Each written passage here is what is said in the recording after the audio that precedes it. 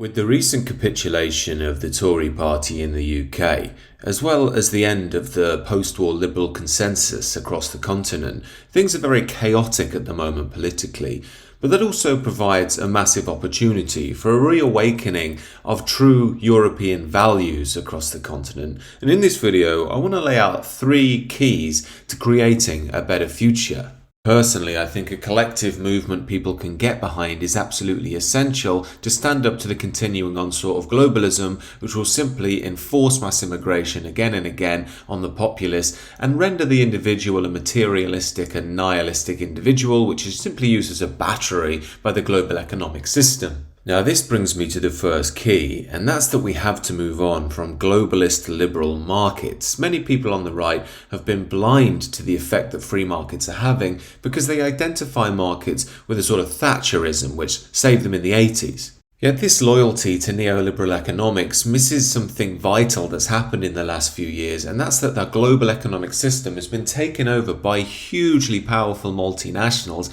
that all push a hard left cultural agenda. This is also why, insane as it may well seem, many leftists still accuse the BBC of being right-wing. Now, of course, we know the BBC is a metropolitan leftist institution now, but the reason leftists still see it as right-wing is because economically it largely adheres to a neoliberal economic worldview. Ultimately, these leftists can't see that the very neoliberal capitalism they decry is actually enforcing their own ideology culturally around the world. This is why I believe it's time to stop viewing politics in terms of left and right, and more traditionalist versus globalist.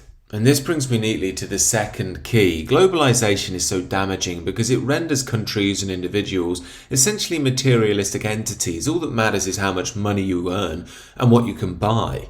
Over time, this has led to a highly individualistic society in which people are detached from one another and demoralized. There's no collective meaning any longer, nothing transcendent to bind the people and give us a long-term positive vision into the future. This lack of meaning means many young men, who are supposed to be the heroes and leaders of tomorrow, are increasingly find they're priced out of modern society, that they're told they're evil for simply existing and because of their ancestors. So instead of engaging in meaningful ways with life, they're dropping out into computer games, all sorts of intoxicants, to numb the pain of dealing with modern life. This is why, as the mainstream promotes so-called multiculturalism, they've actively destroyed the culture of Europe and the UK. And this is what we need to reawaken, a sort of mythos that binds us, that gives us a shared value system, a shared sense of meaning and a shared mission in the world. It seems to me that it's clear we need to re-embrace our Christian roots. That doesn't mean become a Christian if you don't believe. It means simply adhere to the value system which made us and allowed us to thrive so much in the future, that binds us spiritually, philosophically, socially, personally, and political. It's only a strong mythos and strong value system that will allow us to stand up to the dual threats of Islam and globalism. And this leads me to the third key. While we need to learn to collaborate more with each other to effect meaningful change in the long run, I also think we need to extend that across the Western world. What I mean is, we don't stand much chance in standing up against globalization with just a few million people in the UK will be bad-mouthed, lied about, and effectively crushed by the media and political machine.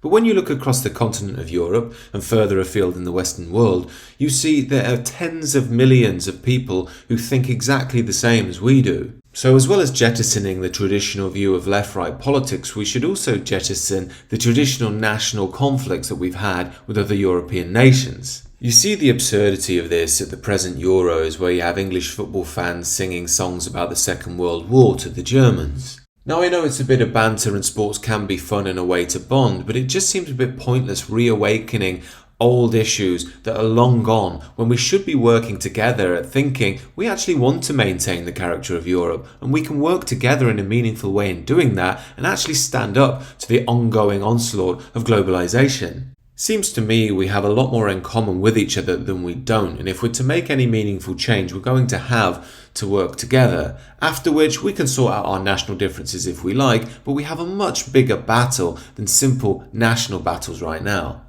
This is why I personally believe in decades to come we will see alliances made between different European countries, or at least parts of them, that want to maintain a European life as the globalist metropolitan centres become increasingly liberalised and full of immigrants from the third world. And as always, just for the censors, it's not about hating anybody, it's just simply wishing to maintain your identity and lifestyle long into the future, just as any other group around the world would be granted. These are just my thoughts, however. Do let me know what you think down below, and do consider subscribing to the channel.